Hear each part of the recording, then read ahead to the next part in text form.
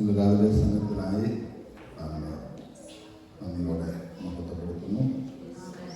കർത്താവിൻ്റെ പ്രിയപ്പെട്ട ദാസന കുടുംബം, നിങ്ങൾ കൂടെയുള്ള ദൈവമക്കൾ നിങ്ങളോടൊന്നിച്ച് രണ്ട് ദിവസം ഞങ്ങൾക്ക് കുടുംബമായി നമ്മെ പാർത്ത് തമ്മച്ചോട്ടയ്ക്കനുസരിച്ച് സൂക്ഷിച്ച് നിങ്ങളെ പരിചയപ്പെടാൻ ദൈവം നൽകിയ നല്ല സാവകാശത്തിനായി ഞാൻ കൂടിയിരുന്നു. ഈ മീറ്റിങ്ങിന് എന്നെ ക്ഷണിച്ച കർത്താവിൻ്റെ ദാസനോടും സഭയോടും ഞാൻ വിശേഷിച്ച് നന്ദി പറയുന്നു. ഞങ്ങളെ എൻ്റെ ദാസിയും ഭവനത്തിൽ പാർപ്പിച്ച് നന്നായി ശുശ്രൂഷിച്ചു. എന്ത് കഴിക്കുകയും എന്ത് കുടിക്കുകയൊക്കെ ചെയ്യുന്നൊരു കാലമുണ്ടായിരുന്നു. ഭാഷണമുള്ളതുകൊണ്ടും എൻ്റെ വൈഫിനും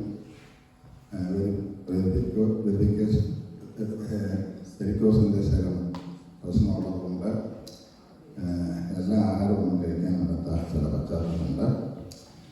എന്നാൽ അതെല്ലാം അനുസരിച്ച് യുവസമത്വമായ ആഹാരം ഉണ്ടാക്കി നല്ല പാത്രത്തിൽ നല്ല നിലയിൽ ഞങ്ങൾ സ്വന്തമായി വിശ്രമിച്ച് കൊടുക്കാൻ ആ ദേവദാസനും കുടുംബവും കാണിച്ച വലിയ ശ്രമങ്ങളെ സ്തുതിക്കുന്നതിനോടൊപ്പം വിശേഷമാണെന്ന് പറയുന്നു.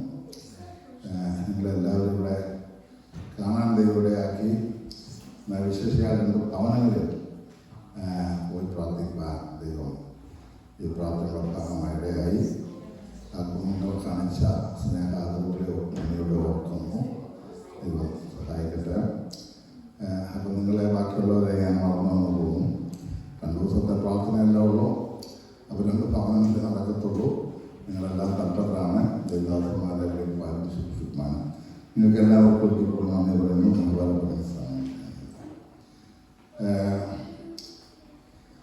ഞാനൊരു കാര്യം മനസ്സിലാക്കുന്നു.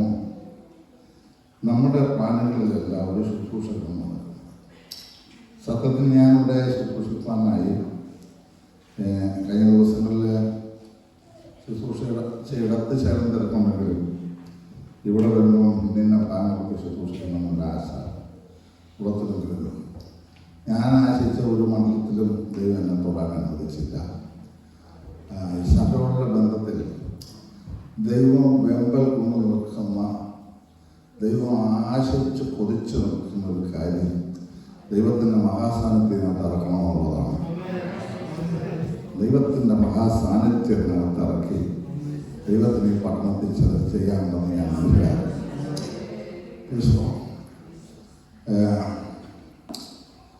അതിനോടനുബന്ധിച്ച് ചില കാര്യം പെട്ടെന്ന് പറഞ്ഞ് ഞാൻ ഇരിക്കാൻ കണ്ടാൽ നമ്മളുണ്ട്. പ്രാരംഭമായ ഒരു വേദഭാഗം വായിക്കാം. 1 കൊരിന്ത്യർ ലേഖനം അതിൻ്റെ 3-ാം അധ്യായത്തിൻ്റെ 16-15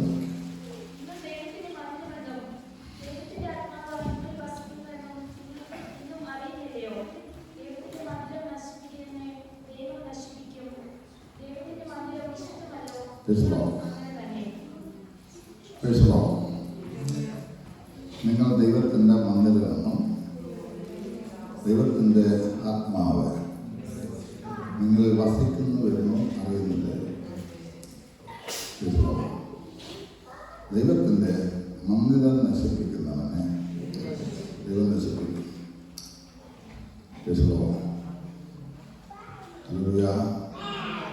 ദൈവം ആരാണ്? ദൈവത്തിൻ്റെ മന്ദിരം എന്താണ്? അപ്പം വിശുദ്ധമായ മന്ദിരത്തിനകത്ത് ദൈവതേജസ്സിനാൽ നിറയപ്പെട്ടവരായി ദൈവത്തിന് ചിലത് ചെയ്യാനുണ്ട് എന്നുള്ളതാണ് മറ്റൊരു ലളിതമായ ഭാഷയിൽ ആ വാക്കിൻ്റെ അർത്ഥം. ഞാൻ പൂർണ്ണമായും വിശ്വസിക്കുന്നു അതോട് നടക്കുക തന്നെ ചെയ്യും. അത് നടക്കുക തന്നെ ചെയ്യും. അത് നടക്കുക തന്നെ ചെയ്യും.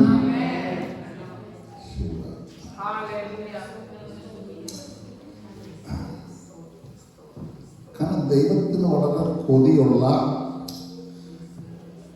ദൈവത്തിൻ്റെ ഭയങ്കര ആശയാണ് അവൻ്റെ സാന്നിധ്യം ഇവിടെ കൊണ്ടുവച്ച അങ്ങനെ നല്ലൊരു നടവുകയാണ്.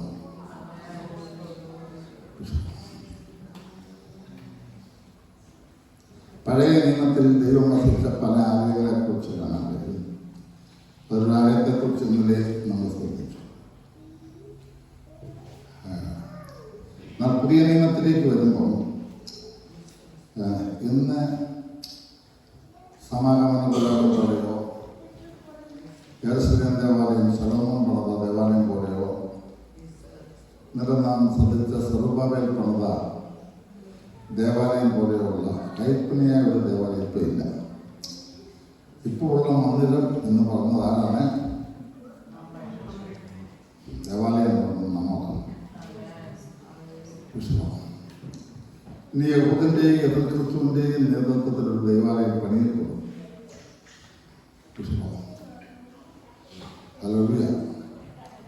അതിലേക്ക് മുമ്പോട്ട് പോകുന്നില്ല.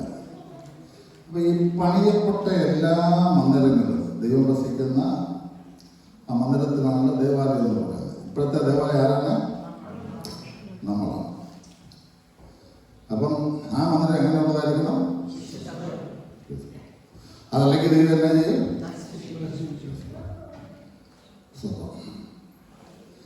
ഈ പുറകോട്ട് നാം ശ്രദ്ധിച്ചാൽ ഉൽപ്പത്തി പുസ്തകാരംഭ അധ്യായം പഠിക്കുമ്പോൾ നമുക്കൊരു മനുഷ്യനെ പാർപ്പിക്കാനായിട്ട് ദൈവം സൃഷ്ടിച്ച ഏതെങ്കിലും ഒരു തോട്ടമുണ്ടായിരുന്നു. ആ തോട്ടത്തിൽ മനുഷ്യനെ വർദ്ധിച്ചു. അപ്പം വെയിലിറങ്ങുന്ന സമയത്ത് ദൈവം അന്ന് ഇറങ്ങി വന്നുകൊണ്ടിരുന്ന വിശാലമായ ഭൂമി കിടക്കുമ്പോൾ എവിടെയാണ് ഇറങ്ങി വന്നുകൊണ്ടിരുന്നത്? കാരണം അന്ന് പാപം ചെയ്യുന്നത് വരെ പാർത്തിരുന്ന മനുഷ്യനും തേജസ്സുള്ളവരായിരുന്നു. ദൈവതമ്പുരാൻ ഇറങ്ങി വരുമ്പോൾ പിന്നെ നേരത്തെ തേജസ്സിന്റെ കാര്യം പറഞ്ഞിട്ടുണ്ടോ? ഇത്തത്തെ പാപം ചെയ്ത് തേജസ് നഷ്ടപ്പെട്ടപ്പോൾ ദൈവം ചെയ്തു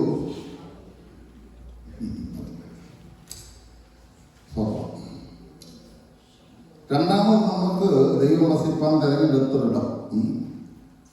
ശ്രദ്ധിക്കുക, ഞാൻ പറഞ്ഞ ആദ്യത്തെ ഏതെങ്കിലും തോട്ടം ഒരു ദേവാലയമായിട്ട് എത്തിരിക്കേണ്ട. എന്നാൽ ഞാനൊരു അതിൻ്റെ നിലവാരം നോക്കുമ്പോൾ അതൊരു ദേവാലയമായിരുന്നു. തേജസ്സിനെ അറിയപ്പെട്ട മനുഷ്യൻ്റെ ഇതിലേക്ക് തേജസ്സിന് തേജവനായ ദൈവം ഇപ്പോൾ തേജപൂർണ്ണമായിരുന്നു. രണ്ടാമത് ദൈവം പണിത ദേവാലയം എന്ന് പറയുന്നത് സമാഗമന കൂടാരം അല്ലെങ്കിൽ ആദ്യം പണിത് സമാഗമന കൂടാരത്തിൻ്റെ പണി പുറപ്പാട് പുസ്തകം 25-ാം അധ്യായം മുതൽ 40-ാം അധ്യായം വരെയാണ്. അത് സകല വിദ്യ അഭ്യസിച്ച് ജ്ഞാനിയായ മോശ നിമിത്തമാണ് പണിക്ക് നിയോഗിച്ച ചില വ്യക്തിത്വങ്ങൾ. ആ ദേവാലയം ഇങ്ങനെ ആ മന്ദിരം ആ ദൈവം വസിപ്പാൻ തിരഞ്ഞെടുത്ത് സമാഗമന കൂടാരം പണിത് കഴിഞ്ഞപ്പോഴും ദൈവം തമ്പുരാൻ അതിനകത്ത് എന്നാ നടച്ചു? 40-ാം അധ്യായം 33-34 വാക്യം കടന്നു വായിച്ചു.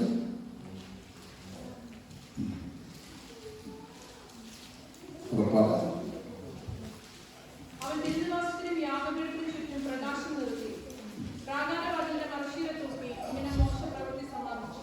അപ്പൊ 25-ാം അധ്യായത്തിൽ തുടങ്ങിയ സമാഗമന കൂടാരത്തിന്റെ പണിയിൽ വള്ളിപുള്ളി ദൈവം പറയുന്നത് തെറ്റിക്കാതെ അങ്ങനെ ആ പണിയോട് പൂർത്തിയാക്കി മറശ്ശില തൂക്കി.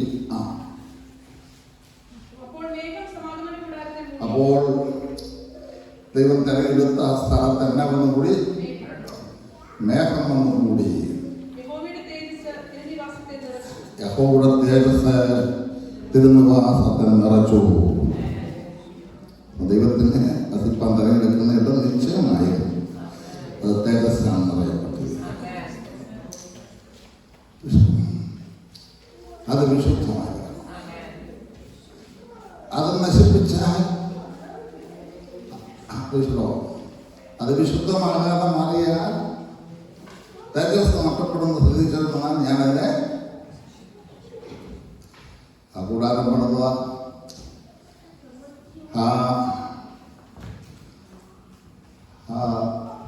ആ സാധന സാമഗ്രികളുടെ വിലയല്ല എന്ന് നിശ്ചയിച്ചാൽ നമുക്ക് നിർണ്ണയിക്കാൻ നടപ്പെട്ട തുകയാണ്. അതൊന്നും ദൈവത്തിൻ്റെ പ്രശ്നമല്ല. അതിനകത്ത് അശുദ്ധി വന്നപ്പോൾ ദൈവം വെച്ച് തുറക്കളഞ്ഞു. സ്വത്രം അതിനകത്ത് പാളയം ആ സമാഗമന കൂടാരത്തിന് ചുറ്റും പാളയടിച്ച ദൈവമക്കളിൽ മേഘം വന്ന് നിന്നു, രാത്രി അഗ്നിസ്തംഭം വന്ന് നിന്നു, അത്ഭുതങ്ങൾ പെരുമ്പറ പൊട്ടി സർവശക്തന്റെ സ്ഥാനത്ത് വെളിപ്പെട്ട സ്ഥലമായിരുന്നത്. എന്നാൽ ഏതി പുരോഹിതന്റെ കാലം ഉദ്ദേശങ്ങളുടെ പുസ്തകം 6-ാം അധ്യായം എടുക്കണ്ട, വായിക്കാൻ നമുക്ക് നേരമില്ല. വരുമ്പോഴത്തേക്കിന് ഈ ആലയവും അതിലെ ശുശ്രൂഷകളും എല്ലാം താറുമാറായി.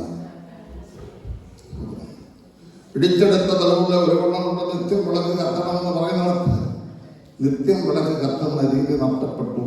വിളക്ക് ഊതിക്കെടുക്കുന്ന പ്രകൃതിയനകത്ത് കയറി. അതിന് ചുറ്റും വിശുദ്ധമായിരിക്കുന്നിടത്തേലി പുരോഹിതന്റെ മക്കൾ ദുർനടപ്പുകാരായി മാറി. നാമം ജയം. ഹല്ലേലൂയ. എന്റെ മന്ദിരം നശിപ്പിക്കുന്നവനെ ഞാൻ നശിപ്പിക്കും. എന്റെ മന്ദിരം വിശുദ്ധമല്ലോ. സ്വതം സ്വർഗത്തിലെ ദൈവം തമ്പുരാൻ അദ്ദേഹം പരിശോധിച്ചാൽ ഹല്ലേലൂയ അവയെ പുരോഹിതനെയും അവന്റെ മക്കളെയും നശിപ്പിച്ചു. ആലയത്തിലെ വളരെ പ്രധാനപ്പെട്ട ഉപകരണമായ സമാഗമന കൂടാരം പെരുത്തെടുത്തുകൊണ്ട് പോയി. എന്റെ മന്ദിരം നശിപ്പിക്കുന്നവനെ ഞാൻ നശിപ്പിക്കുമോ?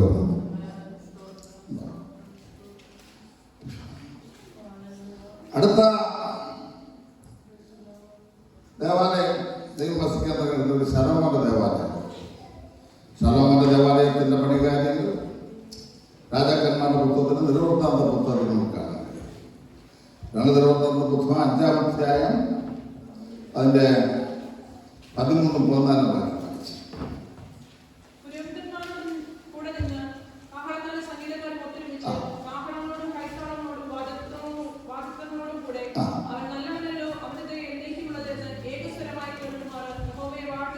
ദേവാലയത്തിനകത്ത് പാടുക.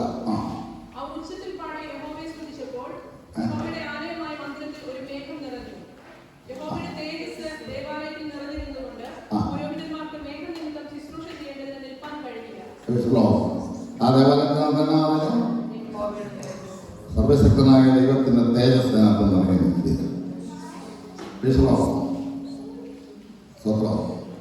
ദൈവത്തിന്റെ മന്ദിരത്തിനകത്ത് എല്ലാം നടന്ന ദൈവത്തിന് നിർബന്ധം തേജസ് എന്ന് പറയണം. സ്വതം അത് നശിപ്പിക്കുന്നതിനെ നശിപ്പിക്കേണ്ട മന്ദിരം വിശുദ്ധമാണ്. അതിനകത്ത് തേജസ് നിറയുന്നിടത്തോളൂ അവരെ തൊടാൻ ഒരു ശക്തിക്ക് സാധ്യമല്ല. അത്ഭുതങ്ങളും അടയാളങ്ങളും പ്രാർത്ഥനയ്ക്ക് അനുദിനം മറുപടിയും കണ്ട് അവർ മുമ്പോട്ട് പോകും. എന്നാൽ നമ്മുടെ രാജാക്കന്മാരുടെ പുസ്തകത്തിന്റെ അവസാനത്തെ കണ്ണിയായ സിദെക്കീയാവ് രാജാവിന്റെ കാലം വന്നപ്പോൾ ദേവാലയവും ദേവാലയത്തിലെ ആരാധനയെല്ലാം താറുമാറായി. അന്യാരാധനയുടെ പുറകെ അവർ നീങ്ങി. ദേവാലയം ശൂന്യമായ ദേശനായി. ദൈവം ബാബേൽ രാജാവായ നെബൂഖദ്നേസറിനെ അയച്ചു. സിദെക്കീയാവ് ജീവരക്ഷയ്ക്ക് ഓടി എരുപ്പും മരുഭൂമിയിലിട്ട് പിടിച്ചു. അവരുടെ കണ്ണിലൊന്ന് കുത്തി പൊട്ടിച്ച് ചങ്ങലയിട്ട് ബാബേലിലേക്ക് കൊണ്ടുപോയി. ആ വിലയേറിയ ആ നിലയിൽ പണിയപ്പെട്ട ദേവാലയം ഇടിച്ച് പൊളിച്ച് ദൂരക്കളഞ്ഞ് ദേവാലയത്തിലെ സകല സാധനങ്ങൾ ഉള്ളിപ്പെടുത്തിക്കൊണ്ട് ബാബേൽ രാജാവ് കൊണ്ടുപോവുകയും ചെയ്തു.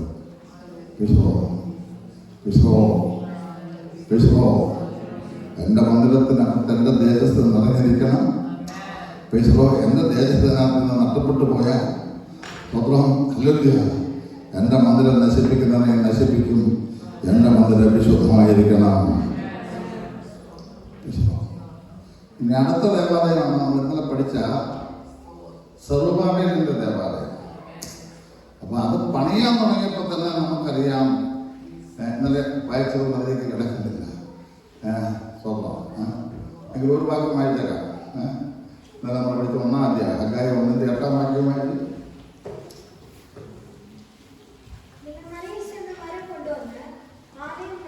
നിങ്ങൾ മലയിൽ ചെന്ന് മരം കൊണ്ടുവന്ന് എൻ്റെ ആലയം പണിയണം. പണിയപ്പെടുന്ന ആലയത്തിൽ ഞാൻ പ്രസാദിച്ചിട്ട് എനിക്കൊരൊറ്റ കാര്യമേ ഉള്ളൂ, എൻ്റെ ആലയത്തിനകത്ത് എൻ്റെ മഹത്വം വെളിപ്പെടുത്തണം. എനിക്കെന്നെ മഹത്വമാണ് വെളിപ്പെടുത്തുന്നത്. അത് നിങ്ങൾ നിലക്കെട്ടല്ലോ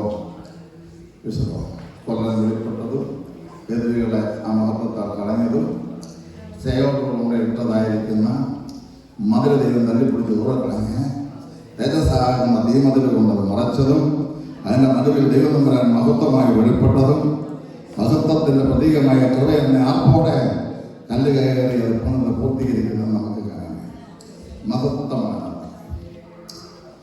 യേശുക്രിസ്തുവിൻ്റെ കാലമായി അതിന് കേരള വന്ന് പൂർത്തിയില്ലോ കേട്ടോ. ഇതോ യേശുവിൻ്റെ കാലമായപ്പോൾ ഈ മഹത്വമല്ല അത് വാണിഭശാലക്കാരുടെയും സ്വന്തം ഒരു വാണിഭശാലയായ നമ്മളാണ്. യേശു ചാട്ടവാറ് കൊണ്ട് അവരെ അടിച്ച് പുറത്താക്കി. എൻ്റെ ദേവാലയം പ്രാർത്ഥനയ്ക്കുള്ളതാണ്. കാര്യം നമുക്കറിയാം. അപ്പോൾ അവിശുദ്ധമായ ആലയത്തെ അശുദ്ധമാക്കി AD 70 റോമൻ കേസിലായ തീർത്തോസ് അതും പൊളിച്ച് പൂരക്കളഞ്ഞു. ഇന്ന് യഹൂദനെ ദേവാലയമില്ല, എൻ്റെ സൈഡിലൊരു മതിൽ വിലാപ മതിലുകൾ തലയിടിച്ച് കരഞ്ഞുകൊണ്ടിരിക്കുക. തേജസ്സുള്ള ആലയം കാണാൻ അതുകൊണ്ടാണ് ലോകശക്തിയായതുകൊണ്ട് അവർക്ക് അറിയാതെ ഇപ്പം അതിൻ്റെ ആവശ്യമില്ല. ഇപ്പം ഭൂതലത്തിൻ്റെ 7 വൻകരകളിലും എൻ്റെ നിവാസമായ മക്കളുണ്ടായി അതിൽ വാസം ചെയ്യുക.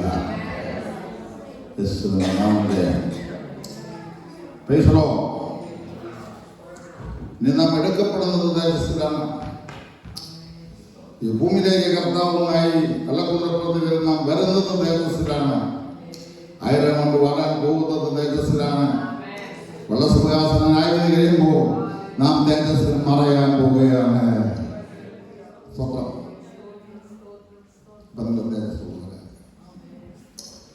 ഞാൻ എന്താണെന്ന് രാവിലെ എന്ന് പറയുന്നത് ചോദിച്ചാൽ ദൈവം വളരെ ശക്തമായി ഉത്തേജപൂർണമായ ചില കൂട്ടങ്ങളെ ദൈവം ആഗ്രഹിച്ചതിന്റെ പുറകെ നിന്ന് നടക്കുക. അതിലൊരു കൂട്ടമാണ് നിങ്ങൾ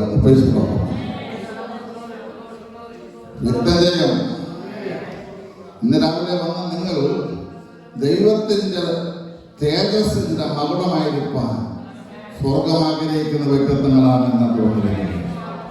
വിശ്വസിക്കുന്ന എത്ര പേരുണ്ട്? വ്യക്തജയം. ഞാൻ വെളിപ്പാടി എന്ന് തന്നെയാണ് സ്നേഹിക്കുന്നത്. വ്യക്തജയം, വ്യക്തജയം. ഞാൻ ഈ പ്രസംഗിക്കുന്ന സമയത്ത് തന്നെ സ്വർഗത്തിലെ ദൈവത്തിന്റെ തേജസ് ഇങ്ങനെ ഇറങ്ങി പറക്കുന്നത് ഞാൻ കാണുകയാണ്. അത് നിന്റെ മേൽ രാവിലെ ലാൻഡ് ചെയ്യാൻ എന്റെ ദൈവം ആശ്രയിക്കുക. അത് നിന്റെ ഭവനത്തിലേക്ക് ഒന്ന് ലാൻഡ് ചെയ്യാൻ ദൈവം ആഗ്രഹിക്കുകയാണ്. അത് സഭയ്ക്കകത്ത് രാവിലെ ലാൻഡ് ചെയ്യാനായിട്ട് ദൈവം ആഗ്രഹിക്കുക. ദൈവത്തിന്റെ സാന്നിധ്യം ഇവിടെ വെളിപ്പെട്ടു നിന്നുകൊണ്ട് ചിലത് ചെയ്യാൻ പോകുന്ന ആളുകൾ ഇവിടെ ഉണ്ടെന്ന് അവന്റെ പരിശുദ്ധമാവുന്ന പ്രാവ്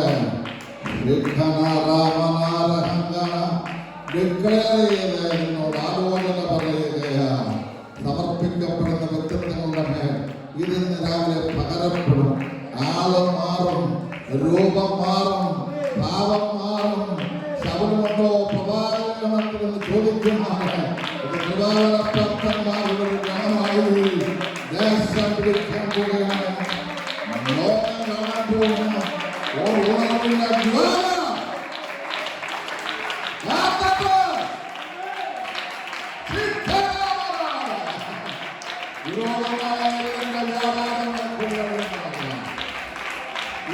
വ്യാപാരങ്ങൾക്ക് വഴിമാറാം. ദുർനടപ്പുള്ള വ്യാപാരങ്ങൾക്ക് വഴിമാറാം. ആശ്രയിക്കുന്ന വ്യാപാരങ്ങൾക്ക് വഴിമാറാം. പെരുമാറ്റക്കാരുടെ വ്യാപാരങ്ങൾക്ക് വഴിമാറാം.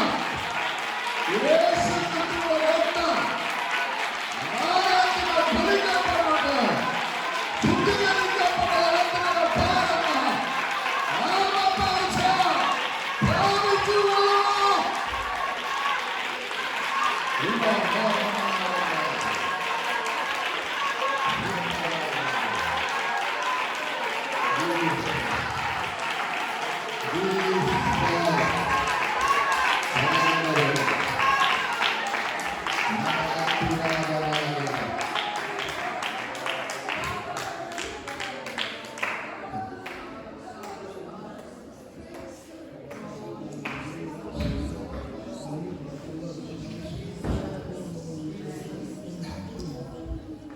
ദൈവങ്ങളെ, ഇതത്ര എളുപ്പമായിട്ട് പെട്ടെന്നല്ല ഞാൻ ഈ പ്രസ്താവിക്കപ്പെട്ട ഓട്ടത്തിൽ ഈ തേജസ് ഇറങ്ങി വന്ന് നിറഞ്ഞത് കേട്ടോ, അല്ലേ?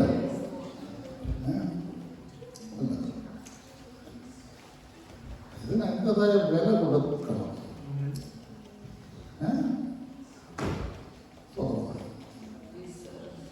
സ്വതന്ത്രം ശലോമോൻ പണിത ദേവാലയം അപ്പൻ ദാവീദ് മുതൽ നിന്ന് പണിയാൻ വെമ്പലുണ്ട്. തൻ്റെ കഷ്ടകാലത്ത് വേണ്ട സാധന സാമഗ്രികളെല്ലാം സംഭരിച്ച് വെച്ചിട്ട് തൻ്റെ ഓരോ ദിവസത്തിലെ ആഗ്രഹം ആ ആലയത്തിൽ തൻ്റെ മനോരകത്തൊന്ന് കാണാനായിരുന്നു. ശ്രദ്ധിക്കുക, അനുവദിച്ചില്ല. അനുവദിക്കാതെ വേദനപ്പെട്ടിരിക്കുമ്പോൾ പറയുമ്പോൾ നിൽപ്പടിക്കുന്നു, നീ പോരാ, നിന്റെ മോനെ കൊണ്ട് ഞാൻ അത് ചെയ്തോളാം. വളരെ വില കൊടുത്താണ് സമാധാനമുള്ളതും അവരുടെ പ്രവാസ കഴിഞ്ഞ് യാത്ര ചെയ്യുമ്പോൾ മരുഭൂമി വെച്ചത് അത് പുറപ്പാട് 25 മുതൽ നിങ്ങൾ വായിച്ച് പഠിക്കണം. ഒരുപാട് വില കൊടുത്തിട്ടാണ് ആ സ്ഥാനത്ത് വന്നിറങ്ങി. ഇന്നലെ പഠിച്ച സുറുബാബിൻ്റെ ദേവാലയത്തിൽ മഹത്വം വെളിപ്പെട്ടത് 70 വർഷത്തെ പ്രവാസം കഴിഞ്ഞിട്ട് അവർ വരികയും എസായും നെഹമ്യാവും അതുപോലെ തന്നെ ഇരമ്യാവ്, യെശയ്യാവ്, അഹസ്കേൽ തുടങ്ങിയ ഹഗ്ഗായി, സക്കറിയ തുടങ്ങിയ പ്രവാചകന്മാരൊക്കെ ശുശ്രൂഷിച്ചു കൊടുത്ത വിലകളും നമുക്ക് കാണാൻ കഴിയും. അവിടെയാണ് മഹത്വം വെളിപ്പെട്ടു വരാനിടയായത്. ശിവനാമം ജയം. അപ്പം അവിടെ വളരെ വില കൊടുത്ത് ചില ക്രമീകരണങ്ങൾ വരുത്തി അത് പണി പൂർത്തിയാക്കപ്പെടണം. ഇനി നമ്മളിപ്പോൾ ഈ തേജസ്സിൽ ഈ കൃപ അനുഭവിക്കുന്നത് നിസ്സാരമല്ലാണോ? മഹത്വത്തിൻ്റെ പ്രത്യാശയായ ക്രിസ്തു കാലത്തിൻ്റെ ദൈവങ്ങൾ കന്യകയിലൂടെ ആമി കാലത്തൊഴുത്തിൽ ധ്യാനമായി കൂശിലെയും മണ്ണത്തോളം തനത്ത താഴ്ത്തി എത്ര വലിയ വില നൽകിയിട്ടായി കൃപ നമുക്ക് അനുഭവിക്കാനിടയാണ്. തിരിച്ചറിയുന്ന ദൈവത്തെ ചോദിക്കുന്നു. അപ്പം ഈ മന്ദിരത്തിനകത്തേക്ക് തേജസ് വന്നൊന്നും നിറഞ്ഞിട്ട് ഒരു ഉണർവിൻ്റെ ജ്വാലയായി നാം മാറി ലോകത്തൊരു ഉണർവിൻ്റെ അഗ്നി കത്തിപ്പാൻ ദൈവം നമ്മളെക്കുറിച്ച് ആശിക്കുന്നെന്ന് പറയുമ്പോൾ അതിനെ നമ്മളെ സമർപ്പിക്കണം. ഞാൻ ഒരു വേദഭാഗത്തിൽ ചില കാര്യങ്ങൾ നോക്കിച്ച് നമുക്ക് ആ സ്ഥാനത്തെത്തി വന്നിറങ്ങാം. ഈ സ്ഥാനത്ത് ഇറങ്ങാനായിട്ട് ചെയ്ത ക്രമീകരണങ്ങൾ അതാത് ദേവാലയങ്ങളുടെ പുറകിൽ കിടപ്പുണ്ട്. ഞാൻ പറഞ്ഞല്ലോ. എന്നാൽ അത് വളരെ ചുരുങ്ങിയ നിലയിൽ നമുക്ക് കാണാൻ കഴിയുന്ന ഒരു അധ്യായമുണ്ട്. പാറാണ് മുതൽ കിടക്കുക. അത് സെറുബാബേലിന്റെ ദേവാലയത്തിൽ ഇറങ്ങിയ 4 പുസ്തകം പഠിക്കണം. പുറപ്പാടിനകത്ത് സമാപനത്തിൽ പഠിക്കാൻ പഠിക്കുക 25 അധ്യായം പഠിക്കണം. അതായത് ഒരധ്യായത്തിൽ ഏതാണ്ട് നമുക്ക് മനസ്സിലാകത്തൊക്കെ വേണം ഈ സ്ഥാനത്ത് ഇറങ്ങാനായിട്ട് ചെയ്ത ക്രമീകരണങ്ങൾ കിടക്കും. 2 ദിവസത്തെ പുസ്തകം 5-ാം അധ്യായം. എൻ്റെ അവസാനമാണെന്ന് വായിച്ച ശലോമോന്റെ ദേവാലയത്തിൽ സ്ഥാനത്ത് തുടങ്ങുന്നത് 5-ാം അധ്യായത്തിൻ്റെ 1 മുതൽ 14 വരെയുള്ള വാക്യം ശ്രദ്ധിച്ചാൽ ദൈവസാന്നിധ്യം ഇറങ്ങാൻ, ദൈവത്തിൻ്റെ തേജസ് ഇറങ്ങാൻ ഉള്ള ആലയത്തിൽ നാം എന്ത് ചെയ്യണമെന്ന് ഏകദേശം ഒരു രൂപം നമുക്ക് കിട്ടും. ഏകദേശം ഒരു രൂപം വായിച്ച്. ഇങ്ങനെ ശലോമോൻ യഹോവയുടെ ആലയത്തിന് വേണ്ടി ചെയ്ത പണിയൊക്കെ തീർന്നു. പിന്നെ ശലോമോൻ തന്റെ അപ്പനായ ദാവീദ് നിവേദിച്ചിരുന്ന വസ്തുക്കളായ വെള്ളിയും പൊന്നും ഉപകരണങ്ങളൊക്കെയും കൊണ്ടുവന്ന് ദേവാലയത്തിലെ ഭണ്ഡാരങ്ങളിൽ വെച്ചു. നിങ്ങൾ വീട്ടിൽ ചെന്ന അധ്യായം മൊത്തം വായിച്ച് ആ തേജസ് ഇറങ്ങി ദേവാലയത്തിൽ ചെയ്ത ക്രമീകരണങ്ങളെ കുറിച്ച് പഠിച്ചാൽ മതി. എല്ലാം വായിക്കാൻ നമുക്ക്. ഇനി 7-ാം വാക്യം. പുരോഹിതന്മാർ യഹോവയുടെ നിയമപ്പെട്ടകം അതിന്റെ സ്ഥലത്ത് ആലയത്തിലെ അന്തർമന്ദിരത്തിൽ അവിശുദ്ധ സ്ഥലത്തേക്ക് കെരൂബുകളുടെ ചിറകിൻ കീഴെ കൊണ്ടുചെന്ന് വെച്ചു. തേജസ്സറിന് മുമ്പുള്ള ക്രമീകരണങ്ങളുടെ ഒരു അധ്യായമാണ്. പിന്നെ അതിന്റെ 11-ാമത്തെ വാക്യം, പുരോഹിതന്മാർ വിശ്രമ നിലത്തിൽ നിന്ന് വന്നപ്പോൾ അവിടെ ഉണ്ടായിരുന്ന പുരോഹിതന്മാർ കുറുകളുടെ ക്രമം നോക്കാതെ എല്ലാവരും തങ്ങളെ വിശദീകരിച്ചിരുന്നു. അവർ പുരോഹിതകൾ മുഴുവൻ വിശുദ്ധരായിരുന്നു. പിന്നെ നമുക്ക് ആശീർവാദം വായിക്കട്ടോ.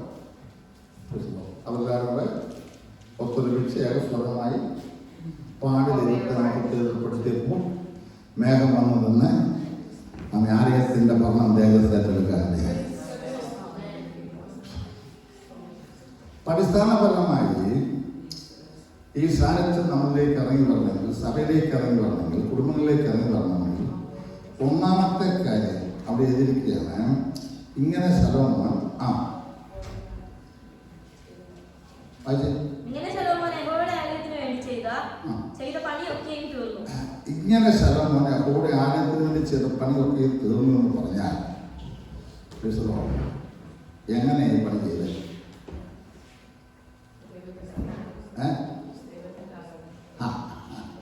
ഈ സമാഗമന കൂടാരം പണിത ആളും യെരുശലേം ദേവാലയം പണിത ആളും ഇവർ രണ്ടും ലോകപ്രകാരം വലിയ ജ്ഞാനികളാണ്.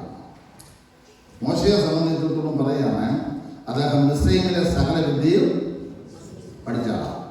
അപ്പം എഞ്ചിനീയറിംഗിൽ ഏറ്റവും വിദഗ്ധമായ ആ ശില്പകലയുള്ള ഒരു രാജ്യമാണ് മിസ്രൈം എന്നുള്ള കാര്യം ഞാൻ പറയാതെ തന്നെ നിങ്ങൾക്കറിയാം. ഇന്നും പണ്ടുണ്ടാക്കിയ തിരുമലകളെ കുറിച്ച് ഇന്നത്തെ എഞ്ചിനീയേഴ്സ് പഠിക്കുക അതിൻ്റെ കാര്യങ്ങൾ.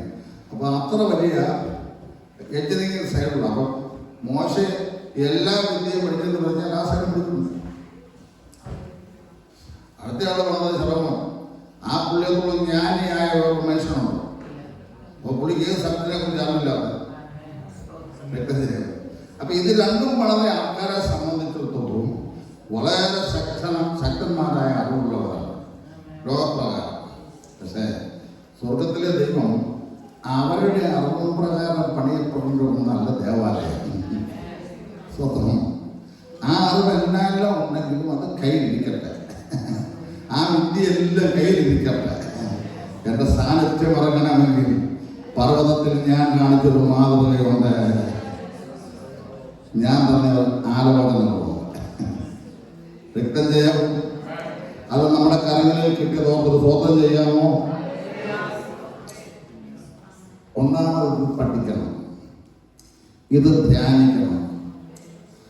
അത് എന്തു പറയുന്നു നീക്കം ചെയ്യേണ്ടതെല്ലാം ഒരു ആശാരി തോതും നോക്കി കട്ട് ചെയ്ത് കളഞ്ഞ്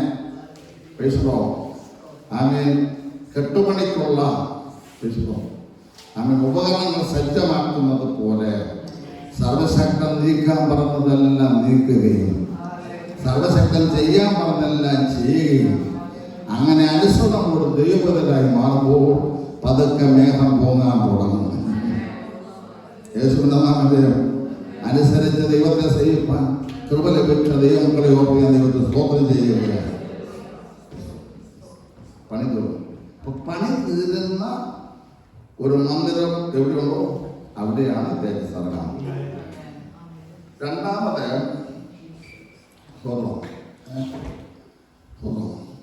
വചനമെല്ലാം പാലിച്ചു, പണിയെല്ലാം തീർന്നു എന്ന് പറഞ്ഞാൽ മാത്രം പറയാം. രണ്ടാമത് തന്നെ തൻ്റെ അപ്പനായ ദാവീദ് ഈ ദേവാലയത്തിൻ്റെ പുരോഗതിക്കും അഭിവൃദ്ധിക്കും അതിനകത്തെ കെട്ടുപണിക്കും അനുദിനമുള്ള ശുശ്രൂഷകൾക്കും വേണ്ടി കലയെ കൂട്ടി നേർന്ന് നിവേദിച്ച് ഫിക്സഡ് ഡിപ്പോസിറ്റ് ചില സാധനങ്ങളുണ്ട്. അത് ലോകത്തലത്തിലെങ്കിലും അങ്ങനെയൊക്കെ ഉണ്ടെന്നുള്ള കാര്യം അപ്പോൾ മോൻ ശലോമോൻ അറിയാം. താനത് അടിച്ചു മാറ്റിയോ? അതെല്ലാം ഫിക്സഡ് മൊത്തം പൊട്ടിച്ചിങ്ങെടുത്തു. അതിനുശേഷം തന്റെ സമർത്ഥിയിൽ നിന്ന് വന്നതെല്ലാം പണ്ടികശാലയിലേക്ക് ചേർത്തില്ല. രക്തത്താജയം അതിനകത്ത് നിന്ന് സർവശക്തനായ ദൈവം ആലയം വകയ്ക്കുള്ള സാധനം വേർതിരിച്ചു വെച്ചു. ആ വേർതിരിച്ച് ആമേൻ വേദപുസ്തകം അനുശാസിക്കുന്ന വ്യവസ്ഥ പ്രകാരം ആലയത്തിൽ വരേണ്ട നന്മ വേർതിരിച്ചിട്ട് അതുകൊണ്ട് ആ മേശപ്പുറത്ത് വെച്ച് കഴിയുമ്പോൾ പ്രസാദിക്കുന്ന ദൈവം ചലിക്കാൻ തുടങ്ങും. അങ്ങനെ ഈ കൊടുക്കുന്ന കാര്യം പറയുമ്പോൾ നിങ്ങളുടെ സ്വതന്ത്രം പോയ പണി തരുന്നൊക്കെ പറയുമ്പോൾ ഞാൻ ആലോചിച്ചു ഉപദേശം ഇന്നലെ കൊടുക്കുന്ന കാര്യത്തെക്കുറിച്ച് ഇന്നും പറയാൻ നിയോഗമുണ്ട്. ഇവിടെ ഒരു ആലയം ഉണ്ടായേ പറ്റൂ. ഇതിന്റെ വട്ടം കിടന്ന തേജസ് കറങ്ങുക, ഇതുകൊണ്ടൊന്നും നിറയ്ക്കാം.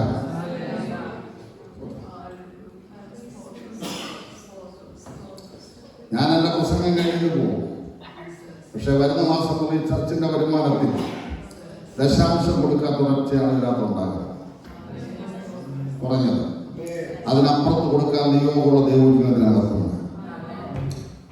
ഞാൻ എൻ്റെ അനുഭവത്തിൽ നിന്ന് പറയും കൊടുത്ത് അനുഗ്രഹിക്കപ്പെട്ട ഉദ്ദേശിച്ചത് എന്നുവെച്ചാൽ നിങ്ങളോർത്താ ഞാനത് പോലീസ് എനിക്ക് പോലീസുകാരനാകണ്ട സ്വത്രം പൈസോ 40 വർഷം മുമ്പ് ഒരു ഡോക്ടർ കൊടുത്തു 4-5 വീടുള്ള പഴയ വീട് എനിക്കത് മതി.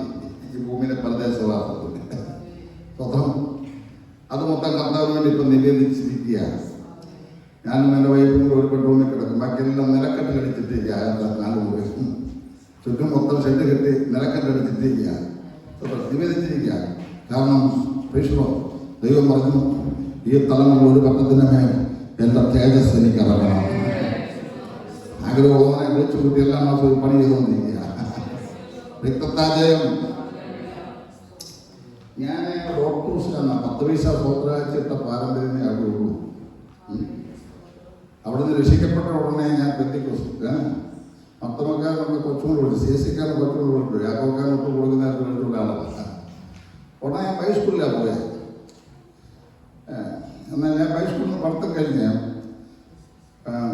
കറച്ചാലെന്ന് പറഞ്ഞ നായന്മാരല്ല, എന്നാൽ ആ ഭാഗത്ത് മറ്റേ പെന്തിക്കോസ്റ്റ് മലപ്പുള്ളി കഴിഞ്ഞാൽ പിന്നെ പെന്തിക്കോസ്റ്റുകാരല്ല.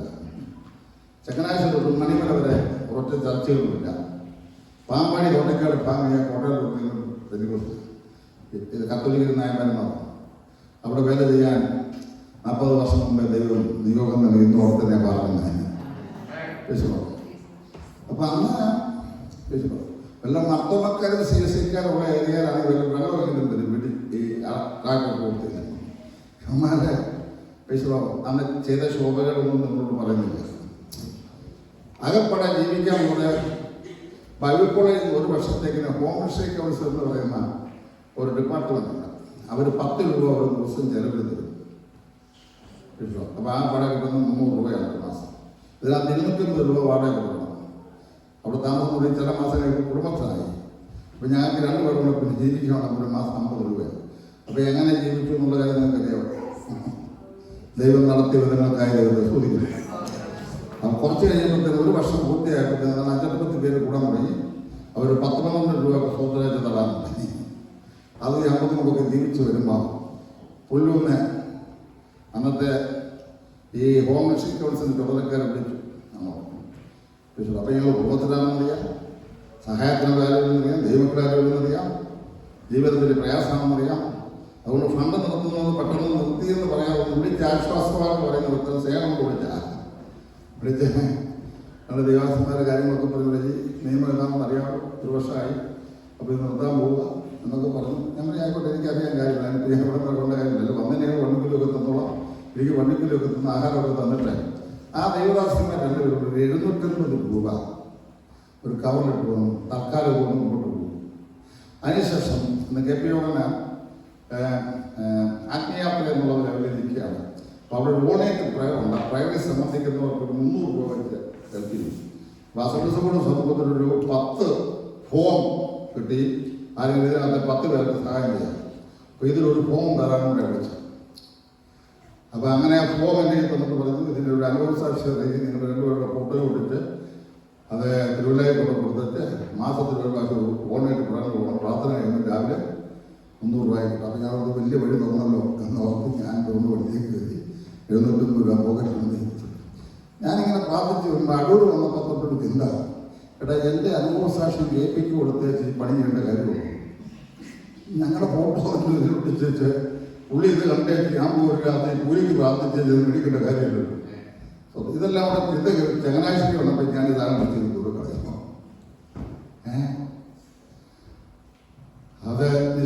വീട്ടിൽ വന്ന് ഈ 750 രൂപയുടെ കഥ പറഞ്ഞു കൊടുക്കും. അപ്പോൾ 750 കാര്യങ്ങളാണ്. ഈ കാര്യങ്ങളെല്ലാം തീരുമാനിച്ചിങ്ങനെ കിടക്കുക. അതുകൊണ്ട് ഇവിടെ അത്യാവശ്യ കാര്യങ്ങൾ. ആ രാത്രി ഡിസംബർ വരെ ഉള്ളൂ ഹെൽത്ത്. ഇതൊരു ഡിസംബർ മാസം ആദ്യം ഈ കാര്യം നടക്കും. ആ രാത്രി കിടന്നുറങ്ങുമ്പോൾ ഞാനൊരു സ്വപ്നം കാണാം, ഒരു വാസപ്രാർത്ഥന. അപ്പോൾ ഈ മാസം അപ്പം ഞാൻ നേരത്തെ പ്ലാൻ ചെയ്ത ഡിസംബർ അവസാനം വാസപ്രാർത്ഥന ആണ്ടത്. അപ്പം അങ്ങനെ നമ്മുടെ ചെറുപ്പത്തിൽ എനിക്ക് പരിചയം അന്നത്തെ കാലത്ത് ശക്തമായി ഉപയോഗിക്കപ്പെടുന്ന 2-3 ദൈവദാസന്മാർ. ഒരു കണ്ണ് കാണാൻ തലൂറ്റാൻ, ഒരു കണ്ണുകുട്ടി, പിന്നെ മിന്നൽ ജോലി പൊട്ടിച്ച് ഒരു ദൈവദാസൻ. ചിലപ്പം എല്ലാം വെച്ചു. ഇവർ 3 പേരും കൂടെ എൻ്റെ ഈ ഭാഷയിൽ നിമിഷപ്പെടുന്നു.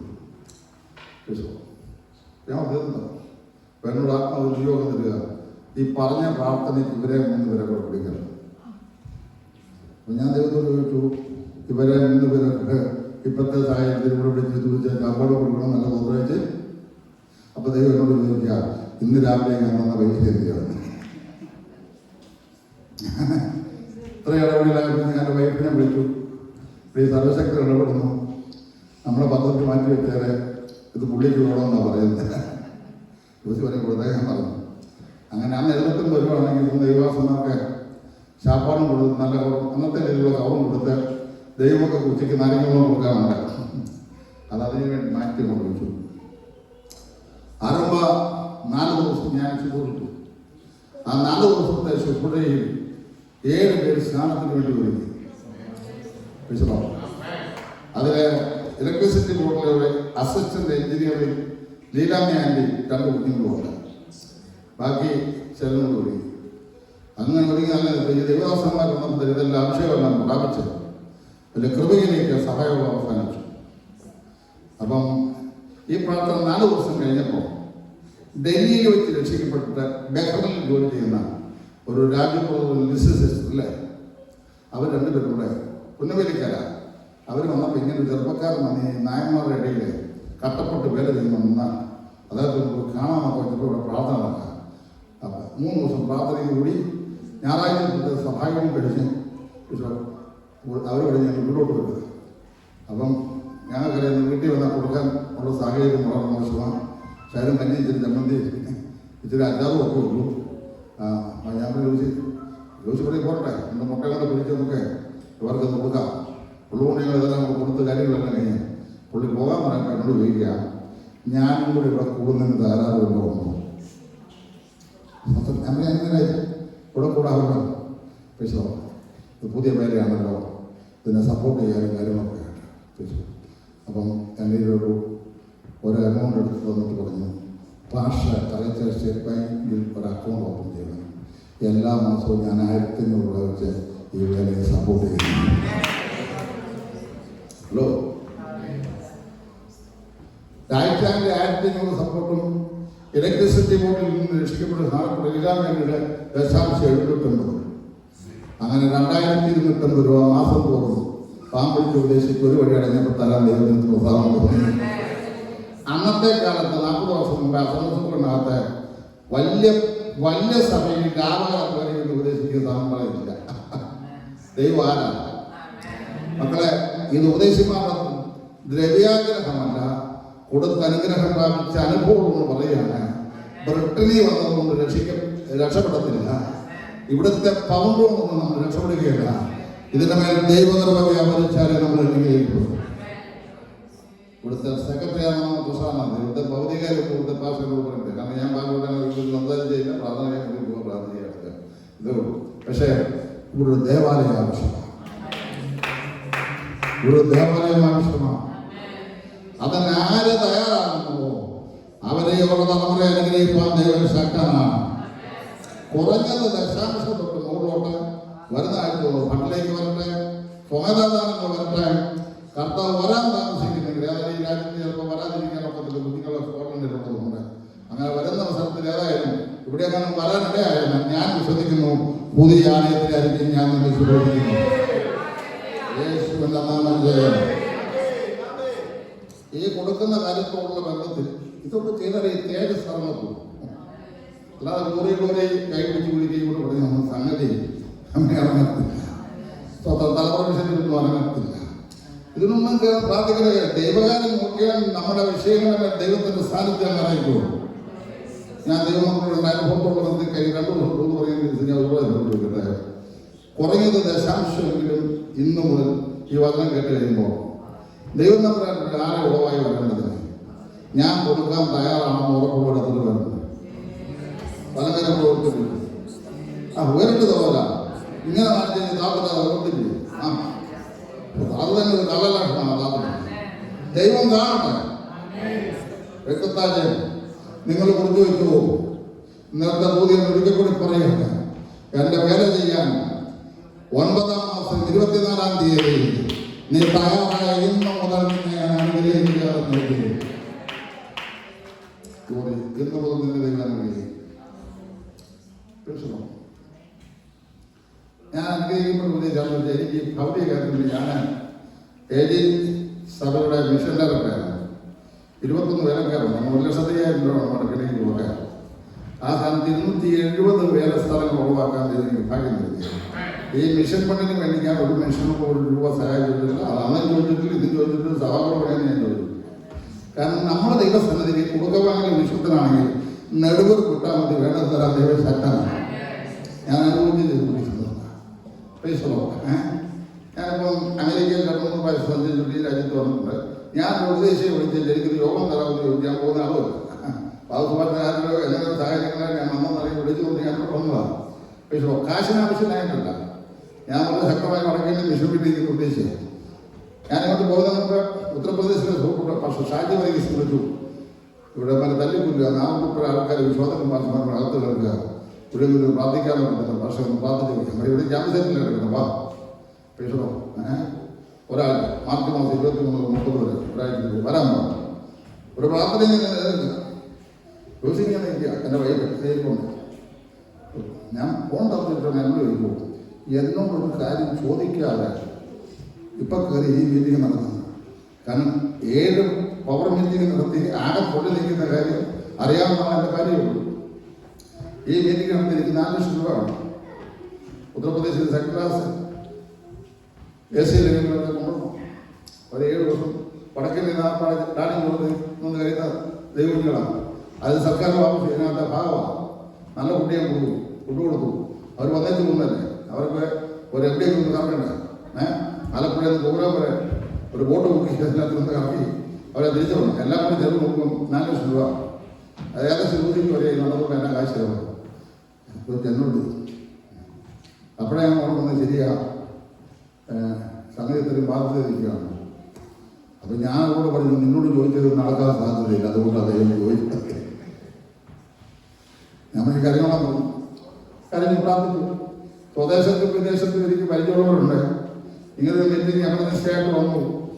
ഉത്തർപ്രദേശിൽ നെല്ലുകൊണ്ട് കിടക്കുന്ന ദൈവങ്ങളാണ് സഹായിക്കണമെന്ന് പറഞ്ഞാൽ 4-8 വരുത്താൻ എനിക്കറിയാം. പക്ഷെ അങ്ങനെ വരുത്തി വരെ എൻ്റെ കാര്യമുണ്ടോ? തമ്പുരാൻ ആവശ്യമില്ലാത്ത കാര്യം ഞാൻ ചെയ്യേണ്ട കാര്യമുണ്ടോ? ദൈവത്തോടെ ഞാൻ ഇതെല്ലാം പറഞ്ഞ് മുസ്ലിം കാര്യം ഞാൻ പ്രാർത്ഥിച്ചു. വെള്ളിയാഴ്ച രാവിലെ പ്രാർത്ഥനയിൽ കൂടെ ഞാൻ സഭാമക്കളെ 10 പേരേ ഉള്ളൂ. അവരെ പക്ഷേ സൈന്യം വേണ്ട ദൈവമക്കളെ. ഈ കാര്യമില്ല അവിടെ നോക്കുന്നത്. അവരെ വിളിച്ചില്ല. വന്നപ്പോൾ ഞാൻ ഈ കാര്യം പറഞ്ഞു, ഒരുങ്ങോ വേലയും കൂടി എല്ലാം മാറ്റിവിട്ടു. എല്ലാവരും ഇവിടെ കാണണം. വരികളാണ് പോവാം. യോഗം കഴിഞ്ഞ് ഒരു സഭയിൽ പോകുന്ന ചുറ്റിപ്പറ്റി നിൽക്കുക. ഇല്ലേ കെട്ടിക്കിടന്ന പ്രാർത്ഥിച്ച് കൊണ്ടിരിക്കണം. ഇങ്ങനെ കരകയറി വരിക. ഷീറ്റിട്ട വീടാണ്. പാമ്പിച്ചോള. അപ്പോൾ അവിടെ സൗകര്യം പാർശ്വ നിങ്ങൾ പറയാൻ നോക്കിയിരിക്കുകയായിരുന്നു. പക്ഷേ മാർച്ച് മാസം 31-ാം തീയതി കണക്കെല്ലാം തീർക്കുമ്പോൾ സഭാപരമായി ചില കണക്ക് തീർക്കണമെന്ന് ആശ വെച്ച് ഞാനിങ്ങനെ ഇരിക്കുകയായിരുന്നു. ഈ മീറ്റിങ്ങിന് 4 ലക്ഷം രൂപയിൽ ഞാൻ വന്നതാണ്.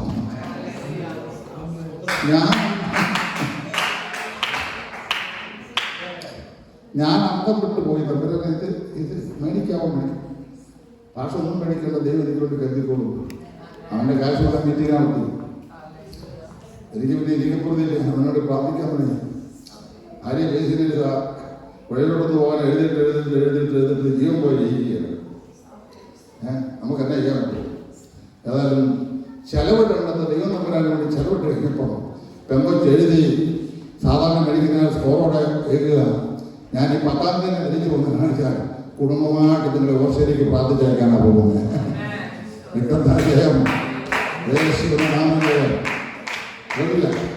മക്കളെ, ഇത് പഴങ്കഥയല്ല. കാരണം നിങ്ങളെല്ലാ കാര്യത്തിലും സഹകരിച്ചു, കരുണ കൂട്ടി വളരെ വളരെ നന്ദി നിങ്ങളോട്. എന്നാൽ ചില പുള്ളികൾക്ക് സാഹചര്യമായിരിക്കാം, ഇല്ലായ്മയായിരിക്കാം, കടഭാരമായിരിക്കാം. ഗവൺമെൻറ്റുകാരൊക്കെ എനിക്കറിയാം, നിങ്ങളോട് ഒന്നതിൻ്റെ ബന്ധപ്പാടൊക്കെ നമുക്കറിയാം. എങ്കിലും ഇല്ലായ്മയിൽ നിന്നും നാം ദൈവവേലയ്ക്ക് വേണ്ടി ചെലവിടുന്നവരാണ്. സമൂഹത്തിലേക്ക് ദൈവം നമ്മെ പോകും. അപ്പൊ ദൈവസ്ഥാനത്തിൽ ഇറങ്ങുന്ന ദേവാലയത്തിനകത്ത് ഇനി എന്റെ 7-ാം വാക്യം പുരോഹിതന്മാർ യഹോവയുടെ നിയമപെട്ടകം അതിന്റെ സ്ഥലത്ത് ആലയത്തിലെ അന്തർമന്ദിരത്തിൽ അതിവിശുദ്ധ സ്ഥലത്തേക്ക് കെരൂബുകളുടെ ചിറകിൻ കീഴിൽ കൊണ്ടുചെന്ന് വെച്ചു. ദൈവമക്കളെ, ദേവാലയത്തിനകത്ത് 7 ഉപകരണങ്ങൾ വളരെ വിലപ്പെട്ട ഉപകരണമാണ്. യാഗപീഠമുണ്ട്, ധാരാളത്തൊട്ടിയുണ്ട്, ധൂപപീഠമുണ്ട്, പിന്നെ സ്തോത്രം കാഴ്ചയപ്പത്തിൻ്റെ മേശയുണ്ട്, 7 തണ്ടുകളുള്ള കവരകളൊക്കെ. ഇതെല്ലാം കഴിഞ്ഞിട്ട് പ്രധാനപ്പെട്ട ഉപകരണമാണ് നിയമത്തിൻ്റെ പെട്ടകം. ഇതാരെയാണ് കാണിക്കുന്നത്? നമ്മുടെ വാഴ്ത്തപ്പെട്ടവനായ കർത്താവിനെയാണ് ഈ പെട്ടകം കാണിക്കുന്നത്.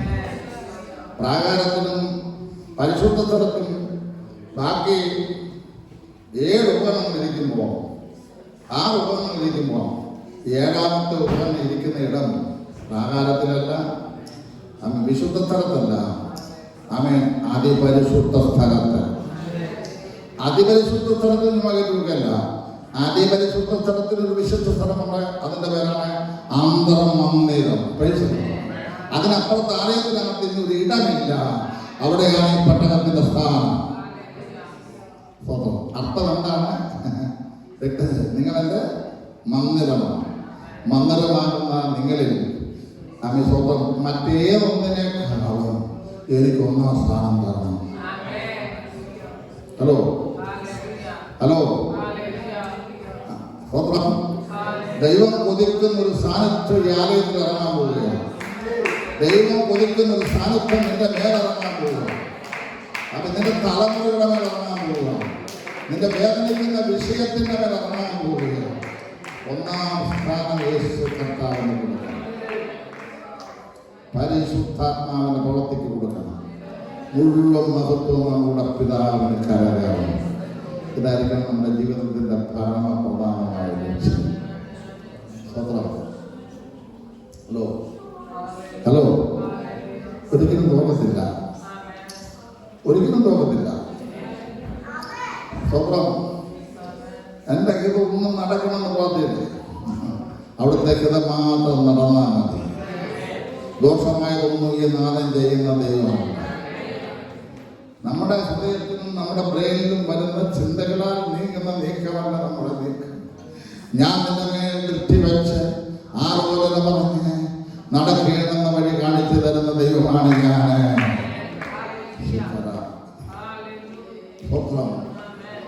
അത് നമുക്ക് ചിലപ്പം അനുകൂലമായ ആലോചനകൾ സ്റ്റെപ്പുകളുമായിരിക്കും ദൈവം പറയുന്നത്.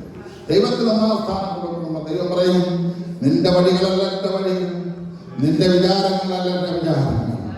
വ്യക്തത്താൽ നമ്മുടെ വലുപ്പമുള്ള ബ്രെയിൻ കൊണ്ട് ഹാർട്ട് കൊണ്ട് ചിന്തിച്ചാലോ അതൊന്നുമല്ല ദൈവത്തിന്റെ പദ്ധതി. സർവജ്ഞാനിയായ സർവശക്തനായ ദൈവത്തിന് നിന്റെ വഴിയല്ല അവന്റെ വഴി. നിന്റെ വിചാരമല്ല അവന്റെ വിചാരം. നിന്നെക്കുറിച്ചും നിന്റെ കുടുംബത്തെക്കുറിച്ചും നിന്റെ തലമുറയെക്കുറിച്ചും ആകാശം ഭൂമിക്ക് മീതെ ഉയർന്നിരിക്കുന്നത് പോലെ ഒരു ഉയർന്ന വഴി എന്റെ പക്കലുണ്ട്. മനുഷ്യൻ തന്റെ ഹൃദയത്തിൽ തന്റെ വഴികളെ കുറിച്ച് നിരൂപിക്കും. യഹോവയോ നിന്റെ കാറ്റുകളെ ക്രമപ്പെടുത്തും.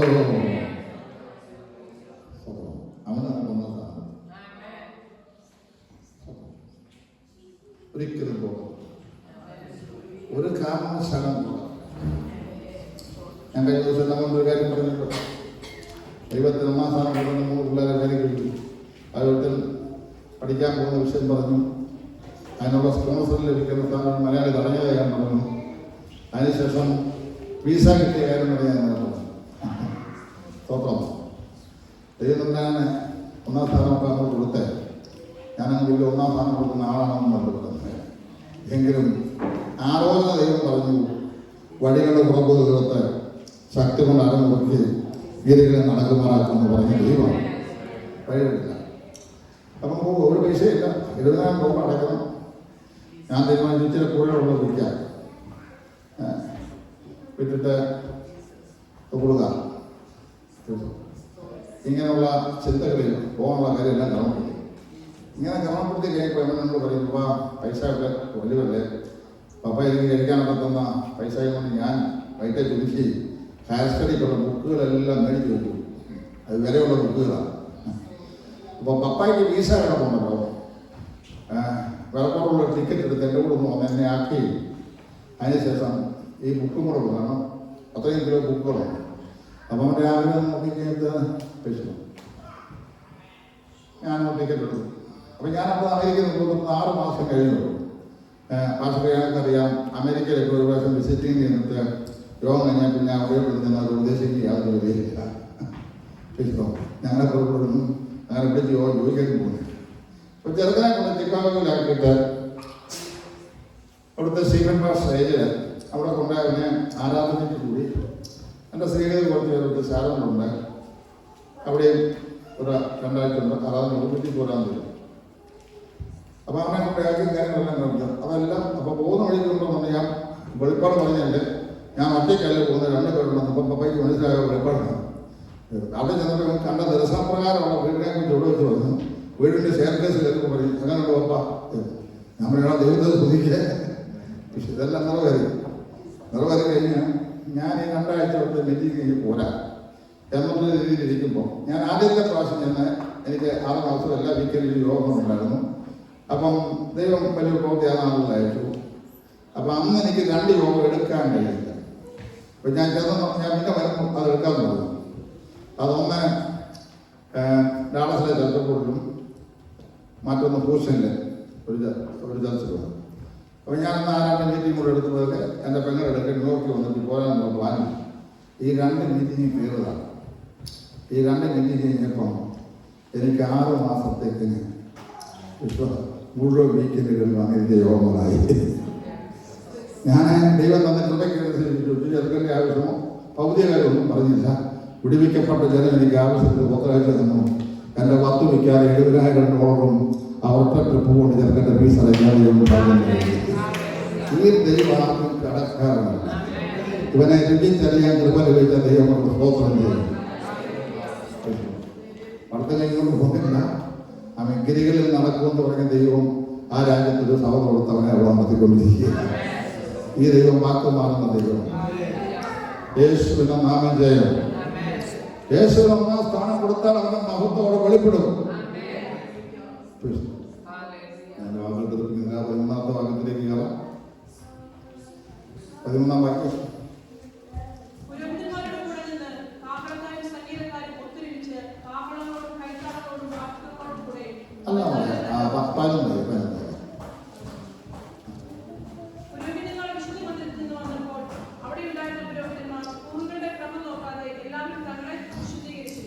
എനിക്ക് ആ വേദഭാഗം ഒരുപാട് എന്നെ ചിന്തിപ്പിച്ചു. ഈ ആണ്ടിലൊരിക്കൽ മഹാപുരോഹിതൻ കയറുന്ന സ്ഥലമാണ് ഈ അതിപരിശുദ്ധ സ്ഥലം. ആ അതിപരിശുദ്ധ സ്ഥലത്ത് കയറുമ്പോൾ എന്നാ വിശുദ്ധി വേണമെന്നും അങ്ങോട്ട് കയറുമ്പോൾ എന്തെങ്കിലും തകരാറ് വന്നാൽ അവൻ അവിടെ പിടച്ചു വേണ്ടി ചേർത്തിട്ട് കയറാനൊക്കാതെ ചങ്ങലയ്ക്ക് വലിച്ച് പുറത്തിറക്കാനൊക്കത്തുള്ള പ്രമാണമുള്ള ഇടത്താണ് ഈ പുരോഹിതന്മാർ ഈ പട്ടണം കൊണ്ടുവച്ചത്. ചത്തില്ലോ, ആരും ചത്തില്ലല്ലോ. അവരിറങ്ങി വന്നപ്പോൾ വീണ്ടും പറയാണ്, നിങ്ങൾ വിശുദ്ധിയോടൊക്കെ അകത്ത് കയറുന്നുണ്ടെങ്കിലും ആശിക്കുന്ന തേജസ് ഇറങ്ങുന്നില്ല. അപ്പം തേജസ് ഇറങ്ങണമെങ്കിൽ ദൈവത്തിൻ്റെ ഒരു പ്രമാണമുണ്ട്, ഞാൻ വിശുദ്ധനാകയാൽ നിങ്ങൾ വിശുദ്ധരായിരിക്കണം. എൻ്റെ ഇഷ്ടം നിങ്ങളുടെ ശുദ്ധീകരണമാണ്. അതുകൊണ്ട് ഞാൻ ഓർഡർ ഇടുകയാണ്, കൂറുകളുടെ ക്രമം നോക്കാതെ എല്ലാവരും തങ്ങളെ തന്നെ ശുദ്ധീകരിക്കും. ഹലോ, എന്നാ മനസ്സിലായി? ആ പദത്തിനകത്തൊക്കെ പഠിക്കാൻ പറയുന്നത് ഈ പല കൂറുകളാണ് സെന്തമാലത്തിൻ്റെ ശുദ്ധാകുന്ന പുരോഹിതനാണ്. അപ്പം അതിൽ ഒരു കൂറിന് നിറക്ക് വേണ്ടി യവൻ മാത്രം ആ കൂറ് ശുദ്ധീകരണം പ്രാപിച്ച് അകത്ത് കയറിയാൽ മതി. അബിയാക്കൂറും പ്രകാരം സക്കരിയാവ് ദേവാലയത്തിൽ രൂപം കാട്ടണമെന്ന് നമ്മൾ വായിക്കുന്നു. അപ്പം ആ കൂറ് ശുദ്ധീകരണം എന്നാൽ ഇവിടെ പറയുകയാണ്, ആ കൂറൊന്നും ഇവിടെ വേണ്ട. സ്വന്തം എൻ്റെ ഭാഷ പറഞ്ഞാൽ ഇന്നവനേക്കാൾ ഞാൻ ഭേദമാണെന്നുള്ള ആ ചിന്ത വേണ്ട. രക്തത്താജയം കുറവുണ്ടെന്ന് എല്ലാവരും സമ്മതിക്കണം. ഇന്ന് രാവിലെ ഈ പ്രസംഗം പറയുന്ന ഈ ഉപദേശി കുറവുള്ളവനായിട്ട് നിന്നാ പറയുന്നത്. കാരണം എന്താണെന്ന് ചോദിച്ചാൽ എന്താണ് ശുശ്രൂഷയെന്ന് ഞാൻ മനസ്സിലാക്കിയിട്ടുണ്ട്. ആ ശുശ്രൂഷ ഇന്നുവരെ ചെയ്യാൻ എനിക്ക് പറ്റിയിട്ടില്ല. അത് പറ്റാത്തത് ദൈവം തമ്പുരാന്റെ അഭിഷേകം ആ നിലയിൽ എൻ്റെ മേലെ ഇറങ്ങിയിട്ടില്ല. അത് ഇറങ്ങിയിട്ടില്ലാത്തതുകൊണ്ട് എനിക്കറിയാം ഇനി ഞാൻ രൂപാന്തരപ്പെടാറുണ്ടെന്ന് എനിക്കറിയാം. ഇത് സഹായങ്ങളിൽ വന്ന് ചിലരുടെ ഇരിപ്പ് കണ്ടു കഴിഞ്ഞാൽ സഹിക്കാൻ പറ്റില്ല. വലവുമായി ഇരിപ്പും വിടത്തെ പോകുമോ. രക്തത്താജയം ക്രൂശിലെ മരണത്തോളം തന്നെത്താൻ താഴ്ത്തിയ ക്രിസ്തുവിന്റെ ഭാവത്തോടെ കുറവുകൾ ഏറ്റുപറഞ്ഞ് എന്നെ വേണ്ടി ശുദ്ധീകരിക്കണമേ എന്നുള്ള ഒരു മനോഭാവത്തോടെ അനുതാപത്തോടെ വരുന്നവന്റെ മേൽ ദൈവം തന്നെ കൃപ പകരും. ദാവീദിന്റെ മനോഭാവം എനിക്ക് വളരെ ഇഷ്ടമാണ്. ശബരി ചെയ്ത പാപത്തേക്കാൾ വലിയ പാപം ചെയ്തതാണ് ശബരി. ശബരല്ല മോവാബിന്റെ യുദ്ധത്തിന് പോയി അവിടുന്ന് തടിച്ചു കൊടുത്ത 4 ആളെ കണ്ടപ്പോൾ പിടിച്ചുകൊണ്ട് പോകുന്നത് അത് ഞാൻ കഴിക്കാനാണെന്ന് അവർ പറയുന്നത്. ശവനെല്ലാം കണ്ടപ്പോൾ ശവൻ ഒരു മുത്തറയൊക്കെ കേൾക്കുന്നുള്ളോടാ പോയി എന്ന് പറഞ്ഞപ്പോൾ പറഞ്ഞു അത് എൻ്റെ കാര്യത്തിനുണ്ട് യാഗത്തിന് പോകുന്നു. അപ്പൊ ദൈവം പറഞ്ഞു എടാ നീ അനുസരണക്കേട് കാണിച്ചു രാജത്തെ പോയിരിക്കുന്നു. അനുസരണക്കേട് കാണിച്ചു ദൈവം വെച്ച വ്യവസ്ഥയിൽ നീ അശുദ്ധനായി പോയി. അതുകൊണ്ട് ദാവീദ് മാളികകളിൽ കൂടെ ഉലാവിക്കൊണ്ട് നിന്നപ്പോൾ ഒരു നോട്ടം നോക്കി കണ്ണുപോയി ചുടന്നുപോയി എല്ലാം കൂടെ കയറി പിടിച്ചിട്ട് ചെയ്ത പാപം പറഞ്ഞാൽ ആ ഒറ്റ പാപം ഊരിയാവിന്റെ ഭാര്യയെ കലർത്തമാക്കിയുള്ള 10 കൽപ്പന ലംഘിച്ചില്ലേ? സ്വന്തം വേദപുസ്തകത്തിന്റെ പ്രമാണമനുസരിച്ച് മരണശിക്ഷയ്ക്ക് വിധേയപ്പെട്ടില്ലേ? രക്തത്തേജം. ആ വിധേയപ്പെട്ടവനൊരു പ്രത്യേകത ഉണ്ട്. രക്തത്തേജം നാഥൻ പ്രവാചകൻ എന്ന പാപബോധത്തെ കുറിച്ച് നീ അശുദ്ധനായി പോടാൻ മോനെ എന്ന് പറഞ്ഞപ്പം ഇത് പരസ്യോധനല്ല പറഞ്ഞ, ഇത് കുറുസയിലല്ല പറഞ്ഞ, പേഷനായിട്ടുള്ള ഇടപെടലായിരുന്നു. ദാവീദ് തെക്കും മുടക്കും നോക്കി വലിയൊരു കണ്ടോ കേട്ടോ നാണക്കേടായ വിഷയമാണോ. എന്നാൽ പിന്നെ സ്വന്തം ഇവനെ സ്വന്തം ആ ഉറക്കയ്ക്ക് ഒരു മുട്ടുകൊട്ടി സെക്കിട്ടാക്കിയില്ല തട്ടി ഈ സംഗതി ഒളിച്ചു വെച്ചിട്ട് അങ്ങനെയൊക്കെ പാകം ചെയ്ത് തൊഴിച്ച് നമുക്ക് ജീവിക്കാം. പക്ഷേ സ്വന്തം കുടുംബം തമ്മിൽ കുളം കൊള്ളു. ശബരിന്റെ ഗ്രഹം കുടുംബപ്രവൃത്തി തീർന്നില്ലേ? എന്നാൽ യവനെ പരസ്യമായിട്ട് അന്നേരം ഏറ്റു പറയല്ല. കൊച്ചുപിള്ളേർ ഉൾപ്പെടെ ഇപ്പം 51-ാം സങ്കീർത്തനം പാടുമ്പോൾ പറയാ ദാവീദ് പാപം ചെയ്ത് കഴിഞ്ഞിട്ട് എഴുതതാണ്. അത്രമാത്രം ഒരു രേഖ ഉണ്ടാക്കിയിട്ട് അത് പറയുകയാണ്. നിർമ്മലമായ ഒരു ഹൃദയം സൃഷ്ടിക്കണം, നിന്റെ സന്നിധിയിൽ നിന്ന് എന്നെ തള്ളിക്കളയരുത്, പരിശുദ്ധാത്മാവിനെ എടുക്കരുത്.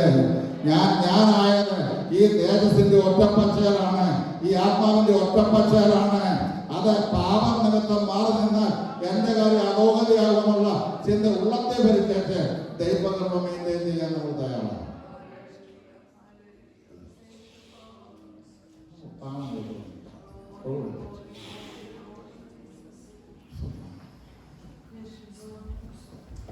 പാപം വല്ലാതെ വരികയും 45 വർഷമായി പണി ചെയ്യുന്ന ഉപദേശിയാണ് ഞാൻ. ചില വിഷയങ്ങളൊക്കെ വെളിപ്പെട്ട് വരുന്ന പാപസംഗതികളും ഒക്കെ നോക്കിക്കഴിഞ്ഞാൽ സംഗതി ഇതുപോലൊരു പ്രസംഗം ഞാൻ അടുത്ത് പ്രസംഗിച്ചു. തിരിച്ചു വരുന്ന സമയത്ത് മണ്ഡലത്തിലത്തെ ആൾക്കാരുണ്ട്. അതിനകത്തൊരു സഹോദരൻ എന്ന് പറയുകയാണ് ഞാൻ ഉപവാസം നിർത്തുന്നില്ല, ഉപവാസം നിർത്തുന്നില്ല.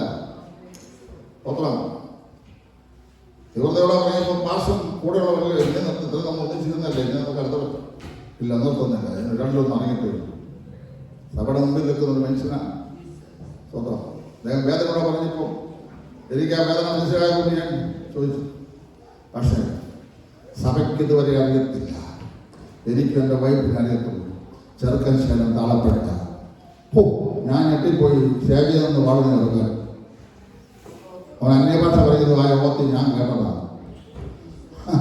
അവൻ്റെ വണ്ടിയിൽ നിന്ന് കഴിഞ്ഞ് കൊടുക്കുമ്പോൾ കുപ്പി പെറുകി അമ്മയ്ക്ക് വെളിപ്പാട് കിട്ടി ചെന്നിട്ട് ബാഗ് തുറന്ന് നോക്കിയപ്പം അവിടെ പോയിരുന്ന ഈ പൂജ പോലുള്ള സാധനത്തിൽ വരികയില്ലേ, ആ സാധനം കെട്ടിടങ്ങനെ പെറുക്കി അവനുമുണ്ടെന്ന് ഇപ്പം സ്റ്റേജേല്.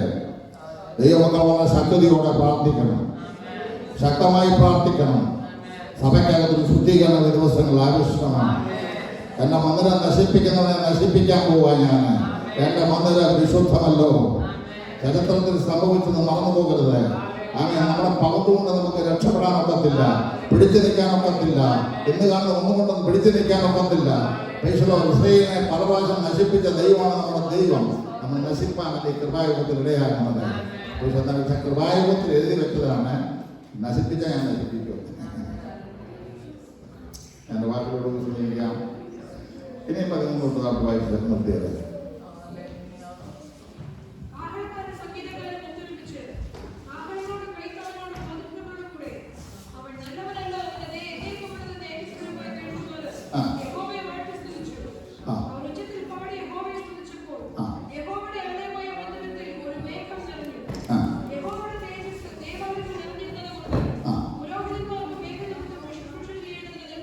ഉണ്ടോ ആ ക്രമീകരണം ഇങ്ങനെ സ്റ്റെപ്പ് ബൈ സ്റ്റെപ്പായിട്ട് വന്ന് പിന്നെ ഒത്തിരി പാട്ട് പാടിയോ.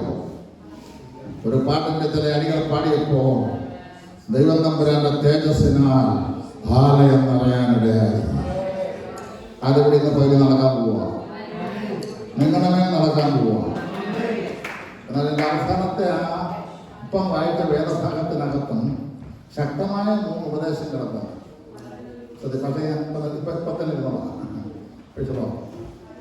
അവരെല്ലാവരും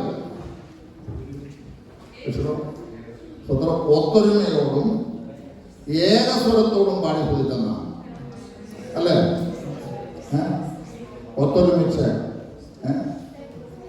അവരെ ഏകസ്വരമായി.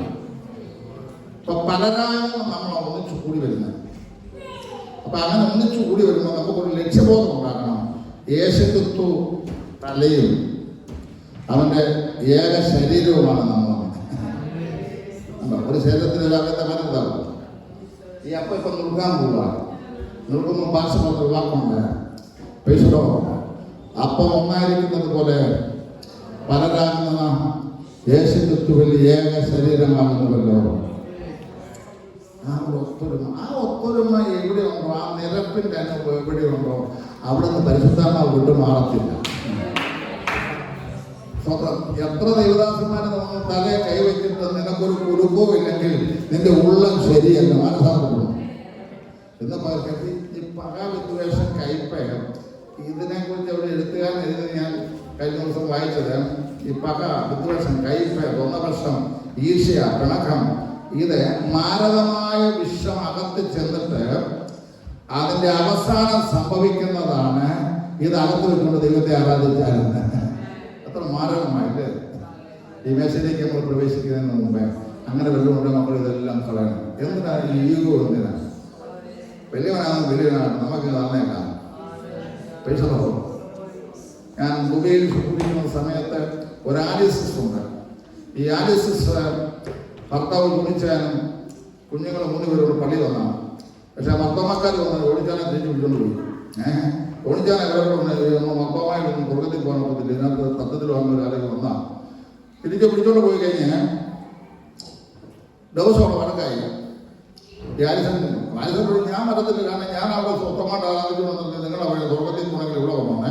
പക്ഷെ ഇവിടെ വന്ന് കഴിഞ്ഞിട്ട് മനസ്സിലായപ്പോൾ എനിക്ക് മനസ്സിലായി സത്യത്തിൽ ആത്മാവിൽ ആരാധിച്ച് രക്ഷിക്കപ്പെട്ട് ജ്ഞാനപ്പെട്ട മുമ്പോട്ട് പോയാൽ സ്വർഗത്തിൽ പോകാൻ ഒക്കത്തുള്ളൂ.